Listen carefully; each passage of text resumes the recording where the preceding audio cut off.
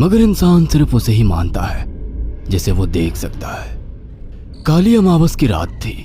चारों ओर सिवाय हवाएं और शोर के अलावा कुछ भी नहीं था। राजन को आज घर लौटने में देर हो गई थी। रात के सन्नाटे को वो अपनी साइकिल से चीरता हुआ चला जा रहा था। वो गांव की नदी तक पहुंचा ही था कि तभी उसे नदी के पास एक काला साया दिखाई दिया जो नदी के किनारे पानी को घूरे जा रहा था। इतनी रात को नदी के पास देखकर राजन के ना जाने क्यों रोंगटे खड़े हो गए। उसे ऐसा महसूस हुआ मानो उसके पैर साइकिल के पैडल पर जम गए हो। राजन कपकपाते हुए होठों से बोला, कौन है वहां पर? राजन ने इतना बोला ही था कि अचानक वो साया बिजली की रफ्तार से दौड़ता हुआ राजन के नजदीक आ गया। राजन की नजर जैसे ही उस साये पर पड़ी, उसके हलक से एक भयानक चीख निकल गई। इस घटना के 1 महीने बाद अर्जुन का सारा ध्यान ड्राइविंग पर था।